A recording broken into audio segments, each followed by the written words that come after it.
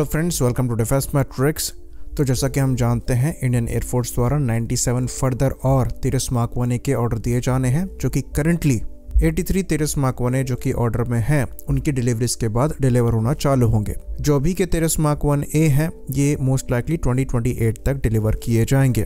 तो तेरस mark 1A को लेकर एक अपडेट आया है, जो कि अनंत कृष्णन सर द्वारा दिया गया है, जो कि एडिटर हैं टारमैक मीडिया हाउस के। तो उनके द्वारा ये बताया गया है कि 2 FOC स्टैंडर्ड के जो तेरस हैं, ये मार्क 1A के टेस्ट पैड के तौर पर दिए गए हैं, जहां पर इंपॉर्टेंट सेंसर इंटीग्रेशन पहले ही हो चुका है। इंडियन एयरफोर्स द्वारा सर्टिफिकेशन प्रोसेस को भी स्पीड अप करने की कोशिश यहां पर करी जा रही है, और इन दोनों एयरक्राफ्ट को यूज करते हुए ग्राउंड और फ्लाइट ट्रायल्स किए जाएंगे मार्क 1A सिस्टम के, जहां पर सॉफ्टवेयर भी अपग्रेडेड होगा। वहीं पर जो पहला मार्क 1A एयरक्राफ्ट है, उसकी स्ट्रक्चरल असेंबली जो है उसको पूरा कर लिया गया है, और अब उसमें इक्विपमेंट लगाए जा रहे हैं, और उसका जो रोल आउट है वो इस मंथ तक हो सकता है। और जो फर्स्ट फ्लाइट है, ये फरवरी और मार्च के बीच में एक्सपेक्ट करी जा रही है इसी साल, और मोस्ट लाइकली इसके कुछ समय बाद ही ये एयरक्राफ्ट इंडियन एयरफोर्स को दे दिया जाएगा, और फिर जो रिमेनिंग सर्टिफिकेशंस हैं, ये इन सर्विस भी हो सकते हैं। तो इस एयरक्राफ्ट में जो मेन चेंजेस हैं, ये सेंसर्स को लेकर है।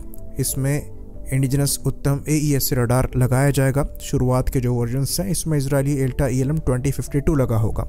साथ ही साथ जो इलेक्ट्रॉनिक वॉरफेयर स्वीट है, ये भी इंडिजिनस होगा, जिसके अंतर्गत लो फ्रिक्वेंसी रडार्स के अगेंस्ट में सेल्फ प्रोटेक्शन जैमर को इंटीग्रेट किया जाएगा, जो कि पॉड बेस्ड होगा, जिसे ASPJ भी कहते हैं।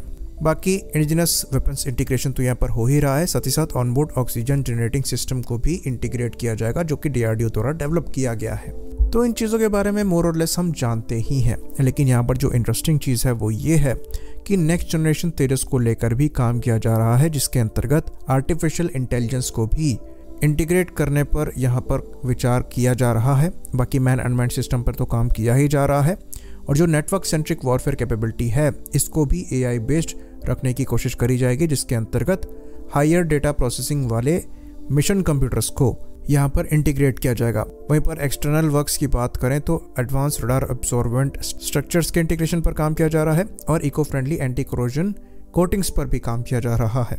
बाकी सबसे बड़ी बात, मॉडल बेस्ड इंजीनियरिंग डिज़ाइन को भी यहाँ पर इंक्लूड करने की कोशिश करी जा रही है, जो कि पुराने डॉक्यूमेंट सेंट्रिक सिस्टम इंजीनियरिंग से काफ़ी बेहतर है, और जो चेंजेस फ्यूचर में इम्प्लीमेंट किए जाएंगे, उनको करने में समय को बचाते हुए सहूलियत प्रोवाइड कराएगा।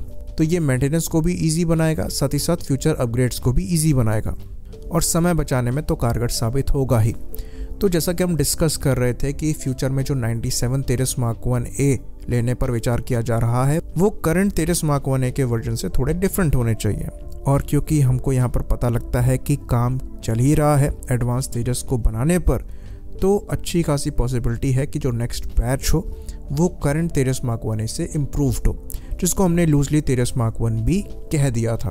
तो ये स्टेप इन राइट डायरेक्शन है, पर ज़रूरी यहाँ पर ये है कि ये समय पर इम्प्लीमेंट हो पाए, और हम तेरस के नेक्स्ट बैच से ही इस अपग्रेड को इम्प्लीमेंट करने पर कोशिश करें।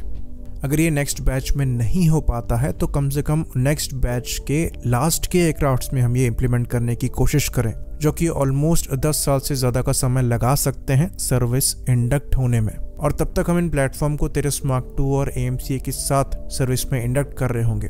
तो बेहतर वहाँ पर ये हो कि सीमलेस इंटीग्रेशन सारे प्लेटफॉर्म्स में हो फ्यूचर टेक्नोलॉजीज के साथ। तो जिस AI based network centric warfare capability की बात यहाँ पर करी जा रही है, वो तीनों प्लेटफॉर्म में सीमलेसली इंटीग्रेट होगी, तभी यहाँ पर फ़ायदा होगा। बाकी एक और इम्पॉर्टेंट फैक्टर है, जो कि कावेरी इंजन का इंटीग्रेशन है। ये भी चीज़ हमारे दिमाग में होनी चाहिए। तो कावेरी पर हमारे द्वारा अभी भी काम किया जा रहा है। हमने कुछ ही दिनों पहले रिपोर्ट भी किया था कि तेरस से इसको इंटीग्रेट करने पर भी काम आगे बढ़ाया जा चुका है, और अगर ये इंजन तेरस से लग जाता है और परफॉर्मेंस में करंट जनरल इलेक्ट्रिक के F404 इंजन से थोड़ा बेहतर निकलकर सामने आता है, तो तेरस की जो फिजिकल परफॉर्मेंस है, ये तो इम्प्रूव होगी ही। साथ ही साथ इस एयरक्राफ्ट को लेकर हमारा जो परसेंटेज ऑफ इंडिजिनस कंटेंट है, ये ऑलमोस्ट 100% पहुंच जाएगा, और क्योंकि इन एयरक्राफ्ट्स के नंबर जो हैं ये बड़े होंगे, तो ये हमारे लिए बहुत बड़ी बात होगी। तो ओवरऑल जो फ्यूचर है वो इस पर्टिकुलर प्लेटफॉर्म को लेकर काफ़ी ज़्यादा ब्राइट दिखाई दे रहा है, और जो अभी अपडेट्स निकलकर सामने आए हैं, ये एक पॉजिटिव डेवलपमेंट की तरफ इशारा करते हैं। आई होप इन्फॉर्मेशन यहाँ पर क्लियर रही हो। इसी बात पर इस वीडियो को भी हम ख़त्म करेंगे। लाइक करिए, सब्सक्राइब करिए। जय हिंद।